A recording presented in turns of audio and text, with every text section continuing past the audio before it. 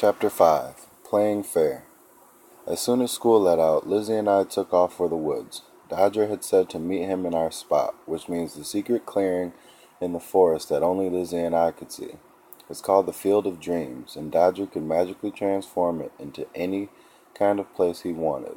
Well, except that nearly everything in the field was always blue. When we got there, we found Dodger sitting on a blue beanbag chair under a blue tree, watching a blue TV with a built-in digital video player, which was plugged into a blue battery. He was smiling and eating as usual. "Hi, Dodger," I said. "What have you been doing all day?" "Research, dude. Want some blueberry pie?" "No, thank you." "Lizzie, some blue corn tortilla chips with blue cheese dressing?" "No, thanks." I couldn't contain my curiosity. I blurted out, "What research?" "Well, we needed some, like scientific information about elections, so I watched some totally useful movies about government. And let me tell you, I learned a lot." "Such as?" Lizzie asked. "Let's see." He rummaged through a stack of DVDs he had piled up on the ground. "Ooh, here's an excellent resource. Bugs Bunny and the King Arthur's Court." "Yeah, buddy, from this fine film, I learned that you definitely shouldn't cheat if you want to win. King Arthur believed in being fair to everybody, and he got elected." But, but, I stammered, "King Arthur wasn't a president. He never even got elected. He was a king." Dodger shrugged. "Huh, how about that?" he said. "But dude, that's only one example." He waved another video case at me. "Like in this movie, there's this little mermaid, and she almost loses her swimming princess job forever. But then she's nice and sings really cool songs and stuff. And this dancing crab helps her get elected to be president or princess again. She doesn't get elected, she just marries a prince. Princesses don't get elected either. It's automatic." "Oh, well, I still learn stuff. Here's an example. If some evil person acts like she's suddenly trying to help you, you probably shouldn't let her. I'll keep that in mind." "Yeah, right. In case a sea witch came around and tried to trick me." Lizzie grabbed the next case on the pile. "Hey, Dodger, did you watch the Polar Express today?" Yeah. "What does that have to do with elections?" "Nothing, but I thought I deserved a break after doing all that heavy research." Lizzie shook her head to clear, as if there was water in her ears.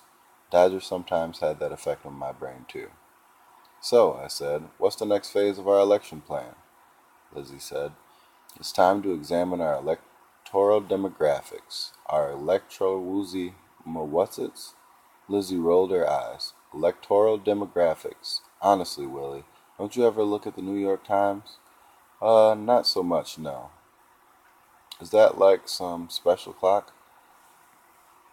She sighed. "No, Willie, it's not some special clock. It's the most important newspaper in the world, and electoral demographics means taking a look at which groups of people are probably going to vote for us, which groups of people might vote for us, and which groups of people probably aren't going to vote for us. Then we can figure out how to get our message out to voters we need most." Okay," I said.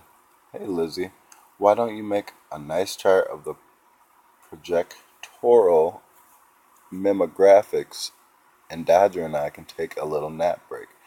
Dodger gave me a high five and immediately put his feet up on the blue tree. Then he whipped out an extra eye patch, put it on his unpatched eye, sank back into his beanbag chair, and started to snore dramatically. Lizzie said, "I can't do this alone, Willie. The election will be up on us before you know it, and we have to come up with an overall strategy. Here, take this marker and set up a chart." She bossed me around for a while, as Dodger made some extremely powerful snoring noises. We argued back and forth for a while. My first chart looked like this. Will vote for us, Willie Ryan, Lizzie Barrett. Might vote for us, Joey Carbone, chess team, that one kid who got kicked off the chess team for being too dorky. Would only vote for us if we held their moms hostage or offered them $1 million, or both, Beeks and Flynn, anyone popular, anyone athletic, anyone who's afraid of Flynn, anyone who wants to be popular or athletic. "All right," Lizzie said, "that's a good start." How's that a good start? I asked. It looks like we're going to get killed. Ah, but it also tells us what we have to do if we don't want to get killed. Huh?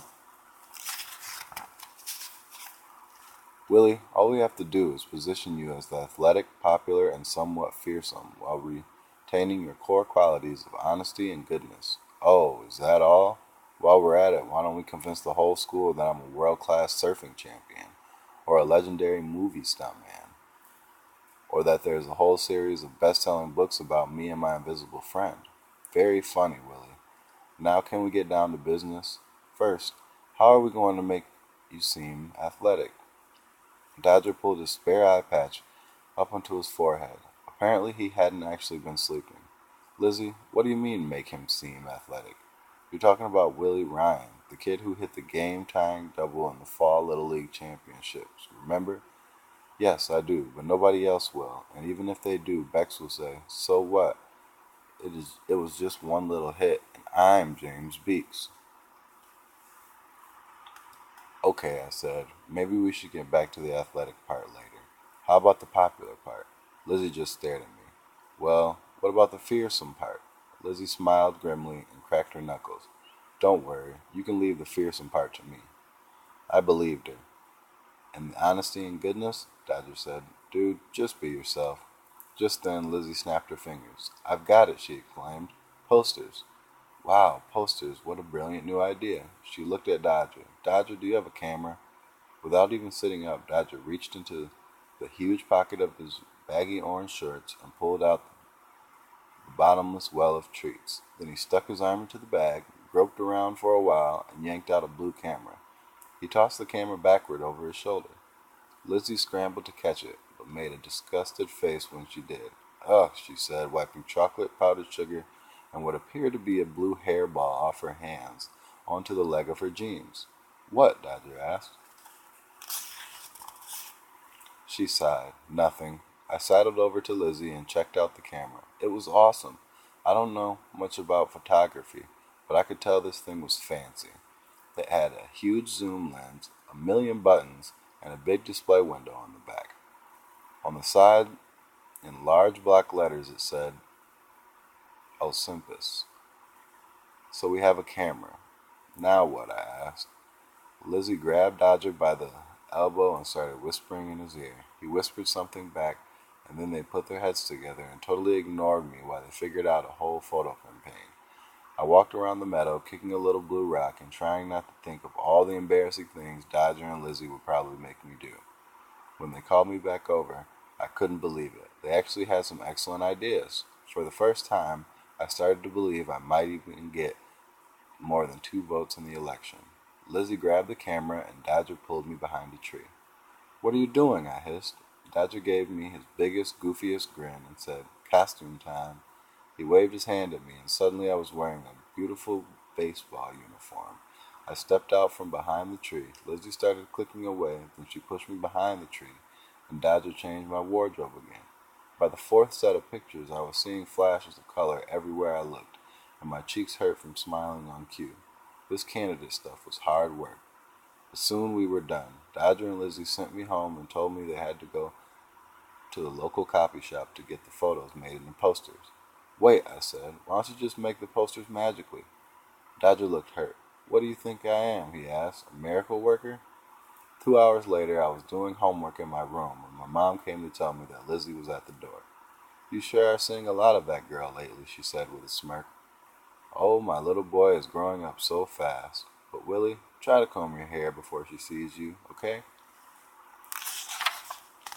Just a few weeks ago, Mom would have freaked out if a girl had come over at all, much less more than once. But Mom's attitude had undergone a little magical adjustment therapy, and now she had turned into some kind of cool mom. It was kind of scary. Lizzie came upstairs with Dodger trailing invisibly behind her and threw 3 rolled up posters on the bed. They're ruined, she said in disgust. What do you mean ruined? They're blue. All blue. 100% blue. Apparently Dodger's camera only takes blue pictures. Can I see them anyway, I asked. I could tell Lizzie didn't even want to see the posters again, but Dodger grabbed one right up. Dude, he said, I think they're pretty cool. I mean, come on. What's better than looking blue? That's right. Nothing. He opened the poster with a flourish. And there I was, leaning against the blue tree with one hand all decked out in the baseball uniform. Sure enough, I was blue, but I could see Dodger's point. The effect was kind of cool. Dodger laid that poster gently on the bed and then showed me the second one. I was wearing a suit, standing tall and straight in front of the late afternoon sun. I thought I looked pretty mature and noble, also unfortunately blue. The third poster was the best. Me, back in my regular old jeans and t-shirt with my backpack on one shoulder. Dodger put that poster down next to the other two just as Amy charged into my room unannounced. The girl was developing some alarmingly bad little sister habits. On the other hand, she had kicked beaks that morning. Maybe she was on my side. Amy looked at the posters and snorted. Hey, big brother, are you running for president or Blueberry Princess? Because if you're running for Blueberry Princess, your campaign is really getting good.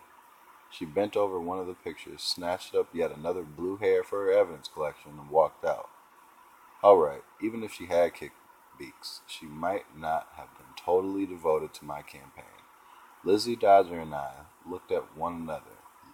Then Lizzie and Dodger spoke at the same time. She said, sorry about the waste of time, Willie. We'll just have to. And then he said, so, bud, am I right or am I right? I say we go blue all the. I cut them both off by jumping up and shouting, that's it. Dodger, you're a genius. Once again, I heard two voices at once. Dodger said, I am. Lizzie said, he is. Then he said, wait, I'm not? And looked at Lizzie with puppy dog eyes. I mean, puppy dog eye. Well, puppy chimp eye. Anyway, she replied, I'm sorry, Dodger. I didn't mean. It's just that you're rather quiet, I yelled. We're not throwing out the posters, Lizzie. I know exactly what they need to say. We're going to use these posters. In fact, we're going to print up a whole bunch of them, and we're going to win this election, fair and square.